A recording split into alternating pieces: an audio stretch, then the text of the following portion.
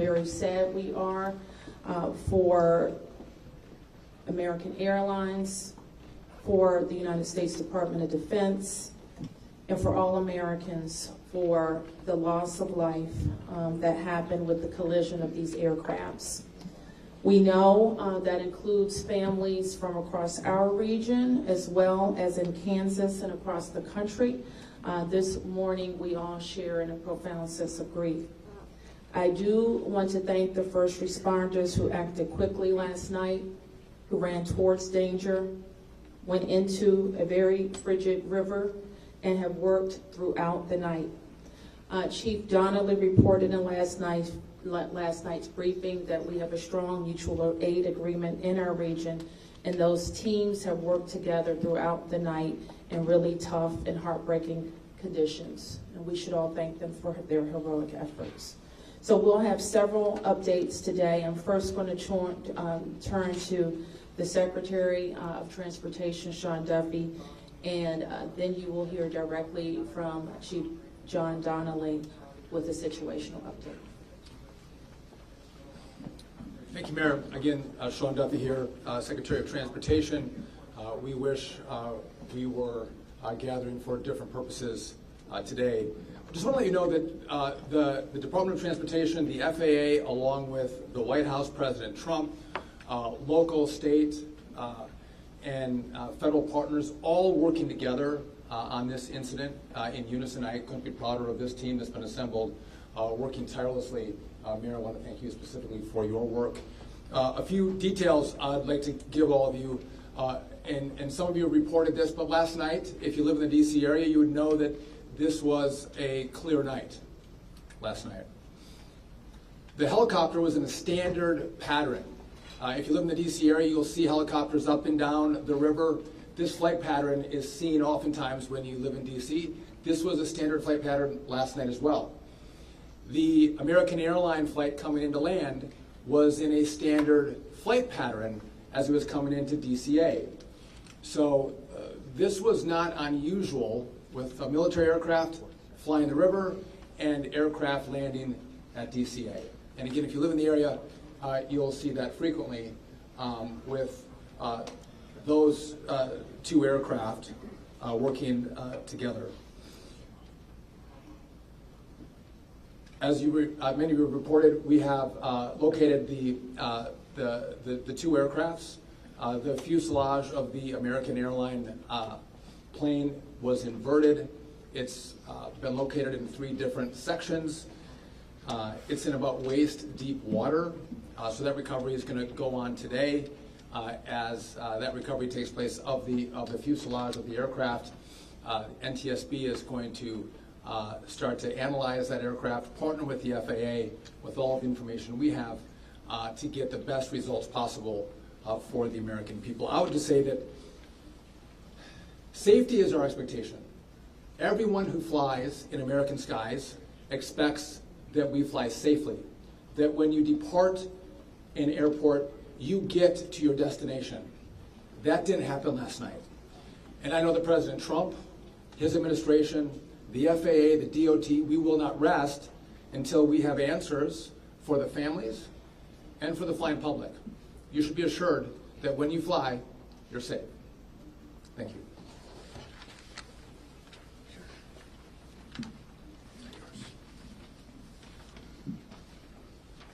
Thank you, Secretary. Thank you, Mayor. I'm joined today with Fire Chief Bonnet from the Metropolitan Washington Airports Authority, and I'm John Donnelly, Chief of the District of Columbia Fire and EMS Department. Last night at 8:48, the control tower sounded an alert, which alerts responders to respond to a report of an aircraft crash on or near the airport. That sets off an immediate response from the Airport Authority Fire Department, from the District of Columbia and Metropolitan Harbor Patrol fire boats and other fire boats on the river in order to support that type of operation. Very quickly, this call escalated. It became apparent, the responders realized that they had a plane crash and immediately escalated to a response that ultimately included about 300 people last night. These responders found extremely frigid conditions. They found heavy wind. They found ice on the water, and they're operated all night in those conditions. I'd like to take a moment to acknowledge the agencies that responded in addition to DC Fire and EMS and the Metropolitan Washington Airports Authority. Montgomery County Fire Department, the Prince George's County Fire Department, the Charles County Fire Department, the Baltimore County Police Department, the Anne Arundel County Fire Department, the Alexandria Fire Department, the Arlington County Fire Department, the Fairfax Fire Department, the Prince William Fire Department, the Baltimore City Police Department, the Maryland State Police, the Maryland Natural Resources Police, the Department of Defense, the Joint Base in Bowling Fire Department and the staff there, the U.S. Army, the U.S. Coast Guard, the United States Park Police, the Metropolitan Police Department, the FBI, and the NTSB. Despite all those efforts, we are now at a point where we are switching from a rescue operation to a recovery operation. At this point, we don't believe there are any survivors from this accident. And we have recovered 27 people from the plane and 1 from the helicopter.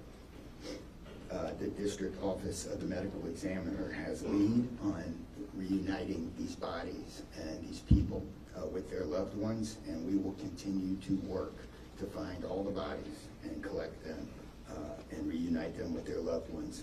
We should also acknowledge that the Virginia Medical Examiner and the Army Medical Examiner are involved in this operation and a very important part of getting people identified. So.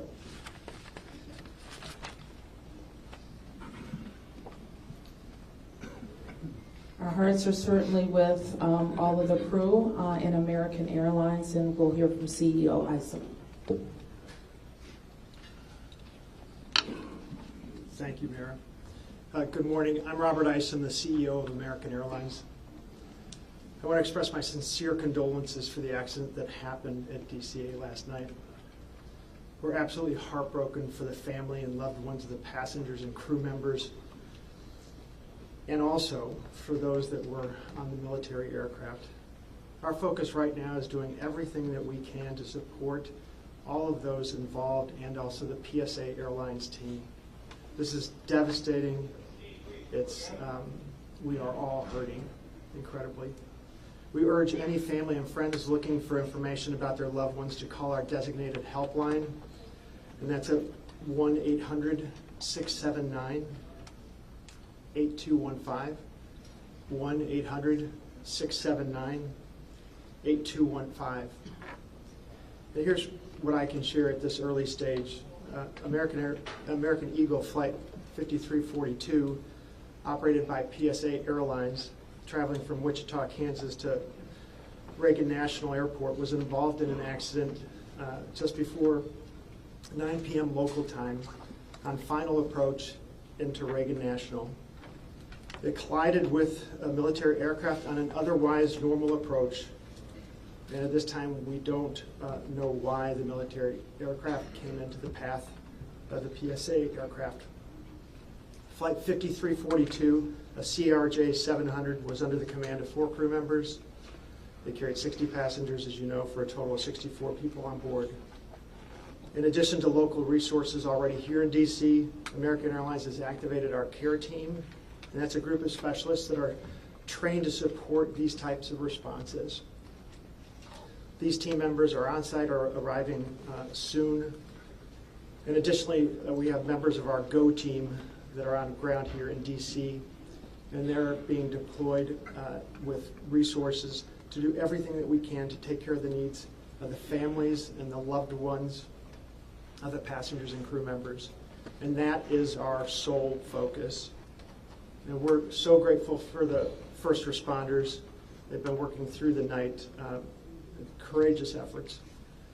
And we're actively working with local, state, and federal authorities on emergency response efforts and closely coordinating with PSA Airlines as they cooperate fully with the NTSB on the investigation. I know that there are many questions. At this early stage, I just won't be able to answer many, but we'll provide additional information as it comes. Thank you. want to introduce the Metropolitan Washington Airports Authority CEO, Jack Potter. The authority manages Reagan Washington National and Dulles International. Good morning and thank you, Mayor. First, let me begin by expressing our condolences for all the victims of this flight and for their families. There's a lot of grieving going on, and so we're very sympathetic to that. I want to echo what was said about the first responders. When there's a problem in this area, everybody drops everything and they rush to wherever the problem is. So I want to thank the chief, the entire team from Washington, D.C., but just as important, the list of folks that the chief described. The federal authorities have been here en masse, and so a lot of effort was brought to bear. Unfortunately, we weren't able to rescue anyone, but we are in the recovery mode right now. And I just want to, last night I expressed the fact that we hope to open at 11 o'clock today, and that is still the case. We're going to open the airport at 11 o'clock. And again, condolences to the families, and thanks to the many, many who are still out there working very, very hard to complete this recovery. Thank you, ma'am. I do want to acknowledge that the Virginia Transportation Secretary is here, in addition to the Alexandria Mayor, and I will like to ask members of the Virginia Congressional delegation to the podium next. U.S. Senator Mark Warner, followed by Tim Kaine and Representative Don Beyer. Thank you, Mayor. I want to join with everyone else and express my condolences for the victims. For folks who don't live in the DMV, we are made up of a lot of jurisdictions. Reagan Airport's in Virginia. Across the river we have Maryland, obviously the district, but as been indicated by the chief, when tragedy happens, all those distinctions between the various jurisdictions and our federal partners all disappear. And I want to again thank all the first responders. On a personal note, I'll just add that literally I now know I was coming back from the district from a dinner to my home in Old Town Alexandria. And while I did not see the collision, I wondered, I'd never seen this many red lights streaming towards the airport and across the river in Maryland at this time. My phone started blowing up and I realized that this accident had taken place. There'll be a time to figure out, I know NTSB will have a briefing later in the day, but to the victims, our condolences. To the first responders, our thanks. Sorrow, thanks, and questions. So sorrow, as all have expressed, to the crew, to the passengers, to the soldiers, to their families, to their friends, to their loved ones, to people who are still trying to get information and unsure whether their loved ones have been lost. We offer our profound condolences to them and our sorrow for this tragedy. Thanks, I'll echo, Mayor, what you began with. When you see a challenge like this and you see people from so many different agencies, local, state, federal, with different uniforms, different badges, but working in such a coordinated way, even in the midst of a tragedy, it does give you a sense of appreciation and pride in people's willingness to come to the danger and work together. And I started to see that as a local official 30 years ago in Richmond, and definitely have seen it here. And then finally, questions. There are going to be a lot of questions, obviously, a lot of questions. And that's what the NTSB's job is to be an independent investigator of incidents like this. And they are here. We were in dialogue with them earlier today. They've been here since they got the alert, and they will be doing the work and playing lead in answering the many questions that we have. And that's as it should be. It's not a time to speculate. It's a time to investigate and get answers to the questions we need. And I have confidence that will be done. Thank you. Following up on the Senator, I think grief, thanks, and service, with millions and millions of Americans traveling every year, we are all grieving, knowing that it could have been our loved ones, it could have been us. And our hearts go out to all those who have lost folks. In a most partisan place also, I'm really thankful that Democrats and Republicans, people from all over, have come together to try to make sure that people are served. As a local representative, I want the families to know that our office is available to serve you in any way we possibly can through this time of grief and transition and loss. And then also just note that we're deeply grateful for the people who risked their lives last night on a moment's notice and spent the whole night on the river in the ice and the wind, serving us. And then finally, as Senator Kane, Senator Porter noted, after the NTSB investigation, we've got to make sure that at the federal level and with the support of Virginia, Maryland, D.C., we're doing everything we can to make sure this does not happen again.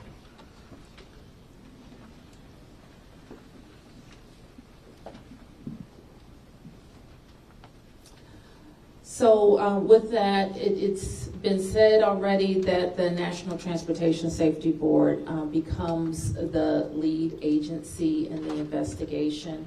Our jurisdiction in D.C., where the crash occurred over the river, concludes as we, in the leadership role of the Unified Command, as we shift to a recovery effort. We expect the National Transportation Safety Board to provide briefings to the press later in the day. So at this point, we can take a few questions. Yes? Can you say without a shadow of a doubt that people are safe to fly? What we can talk about today is what happened here with the collision of these vehicles. We've said what we know, and that the National Transportation Safety Board continues to investigate. I don't know that any of us have been briefed on anything that would suggest any other aircraft are implicated. Yes? You're still missing 30 plus people in the water. What are some of the challenges in recovering them right now? Chief? So the rescue operation, or the recovery operation, goes on. It's a lot of touch and feel in the different parts of the plane or in the helicopter, and the crash area is a little spread out, so we've got some work to do. And I think it's a pretty normal type of situation. I don't think it's extraordinary. How spread out is this debris field? So the wind started blowing last night, so we've had debris travel from the airport down as far as the Wilson Bridge. Mile-wise, how far is that? I couldn't tell you. Okay. Less than a mile. This is a question for CEO Carter. You're going to open the airport at 11 o'clock this morning. How are you going to do that, and what impact is that going to have on operations, on passengers, on people's anxiety? How are we going to do this? Well, we're going to open the airport at 11 o'clock. It's safe. We've worked with all the federal agencies, FAA, and it's been determined that we can open that airport safely. The recovery effort that's on our property is on the waterfront. Our primary runway, 119, will be open. It's away from any activity.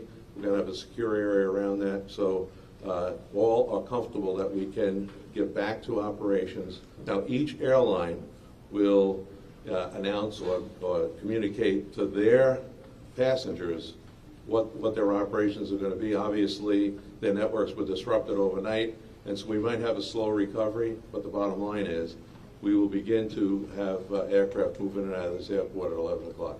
Okay, so 1, 2, 3. Has the flight recorder been recovered, the black box at all? I don't think we can say anything about what's in TSB's purview. You mentioned the airport opens 3 hours from now. There's a lot of helicopter traffic from the military, U.S. Park Police and all that. Will helicopters be flying right through here as well, beyond the recovery efforts? I don't know the answer to that. Jack, do you have anything to add? We don't have anything to add about that. Yes? This is for Secretary Duffy. Can you reassure Americans that the U.S. still has the safest airspace in the world? So the question is, can I guarantee the American flying public that the United States has the most safe and secure airspace in the world? And the answer to that is absolutely, yes, we do. We have early indicators of what happened here, and I will tell you with complete confidence, we have the safest airspace in the world. When it comes to informing these families who've tragically lost their loved ones, what has that looked like so far? Have any of them been informed? The flight manifest, is there any details you can provide on that front? Preston, you can add anything? All I can say is that we have published the 1-800 number. We have family assistance centers set up here in DCA. We do in Wichita as well. I'm not at liberty to give the number of families that have been that have used those services, but we are making that use. We have over 100 team members that are either here or on their way. They're specially trained to work with family members, handle travel arrangements, hotel arrangements, incidentals, to make sure that we're taking care of people in any way that they can. As you know, as our teams are hurting and suffering, as our passengers and their families need assistance, we're doing everything we can. I don't have any more information on that right now. Mayor, you're next. Chief Donnelly, can I ask you to describe the next phase of the investigation? How confident are you that you'll be able to recover all 67 of these bodies? And can you speak to some of the debris that's also being pulled out of the river? We understand there are some suitcases, some other things that have been pulled out from the river. And I would like to ask anyone here, perhaps the Transportation Secretary or Mr. Isom, if we know anything about these victims, age ranges, nationalities, anything of that nature. So the next phase of this operation is going to be led by the NTSB. All of us are working together, though, to search the area and to find victims. I'm confident that we will do that, and that will take us a little bit of time, though. It may involve some more equipment. As far as the things being collected, I don't have personal knowledge. I know that we have been collecting debris that you would expect to see from a plane. Okay. Anything about the victims? So the question is about the victims. The NTSB is going to lead that portion of the contact with the victims. I believe American is going to be involved with that as well, and so will the FAA and the Department of Transportation. Secretary Duffy, we're going to take some questions over here. 1, 2, 3, 4. Okay. First, Secretary Duffy, the flight path that the helicopter was on, is that a common flight path, and is it normal for helicopters to get clearance to cut across busy push paths? So I don't know if you all could hear the question. It's a question about the flight path of the helicopter. I don't want to go into too much detail about the information we have from the FAA, but obviously it is not standard to have aircraft collide. I want to be clear on that. But prior to the collision, the flight paths that were being flown from the military and from American, that was not unusual for what happens in the DC airspace. And as this investigation moves forward, we will be able to provide more information to you about the details of that statement. I wanted to follow up on that question regarding the flight path, because you said it's standard. So can you speak to the conversations with air traffic control? Were there blind spots here? I don't know if you understand. So the question is, were there blind spots with air traffic control?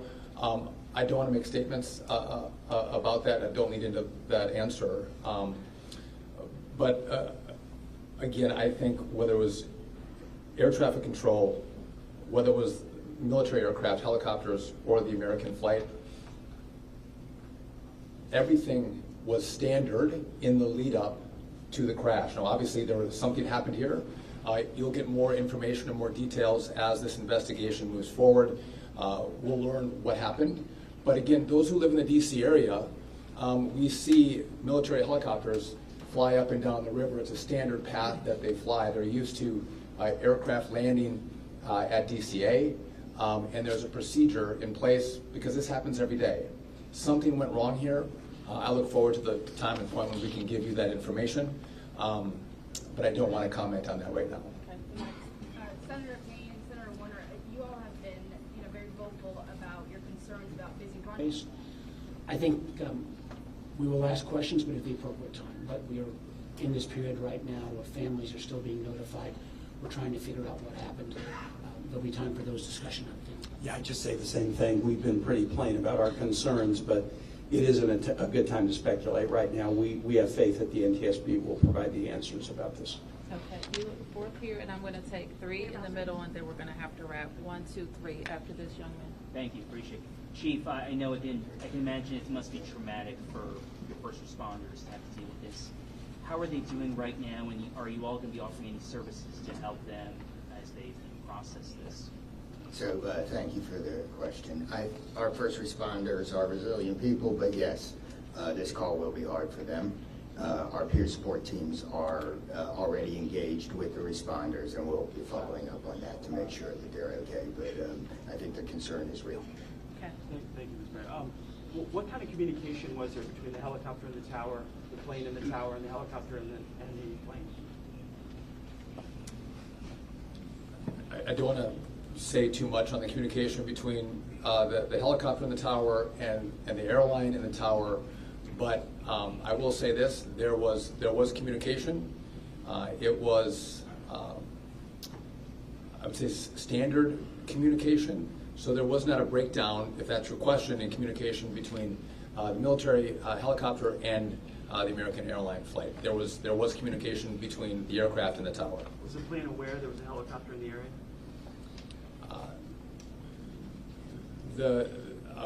I would say the helicopter was aware that there was a plane in the area. You mentioned that. So the president, you said yesterday that you called into the briefing room. Has he returned to the briefing room since then? Have you spoken? Also, a question about National Security Advisor Mike Waltz. He's saying that there was 30 bodies that have been recovered. That he just said that at the White House. Curious. I know you're in this presser right now, so that's hard for you to update. But I do have the question on posts in the briefing room. I can get the body. So in terms of body recovery, we as we recover bodies, we have a process, and we're not counting any bodies until they're in the possession of the medical director. So there may be some fluctuating in numbers that other people would report, but our numbers from the medical examiner. So just in regard to the president in the briefing room, I've been with this team for the last hour plus as we've worked through the details of the information we wanted to give you. But it is my understanding that either this morning he was going to be in the Situation Room, or the Situation Room is obviously briefing the president. He has been kept in full appraisal of what is taking place. Okay, last two, you, and you, ma'am, first. You mentioned that the aircraft was on a standard flight pattern. Just curious, when the airport opens at 11 today, will planes be on that flight pattern again, or are they being directed to fly a different way to land? Jack, do you want to? Okay. Well, I mean, safety is paramount, and I don't have that information quite yet from the FAA, so I don't want to provide an information I don't want to provide an answer or inaccurate information on what routes will be flown out of DCA. Okay, last one. Two questions really quickly. What do you know about the experience and history of the pilots of both the American Airlines plane and the Army Black Hawk helicopter? And then for Secretary Duffy, last night the president had said that this could have been prevented and questioned why air traffic control didn't tell a helicopter what to do. Is that something that investigators have determined should have happened in this situation? Quickly, Secretary. Just quickly, I don't have a lot of information to release, but these are experienced pilots. I know that the captain had 6 years with PSA, or almost 6 years with PSA, and the first officer almost 2 years. Again, standard approach, and that's about all I can say. Thank you. In regard to the military, I don't have information in regard to the experience of the military pilots. I would just note that this was classified as a training mission. Sometimes people could think that a training mission is someone who is inexperienced in the cockpit. We call these missions that are flown in the DC area as our pilots are getting hours in experience training missions. So don't read into that we had how many hours the pilots on the military aircraft had. And you had another question for me that was. Last night the president had said that this could be prevented, and also that air traffic control, questioning why they may not have communicated with the helicopter, telling them what to do. We are going to wait for all the information to come in from this vantage point, but to back up what the President said, what I've seen so far, do I think this was preventable? Absolutely. Thank you. Is there an acting FAA director? Thank you, everyone.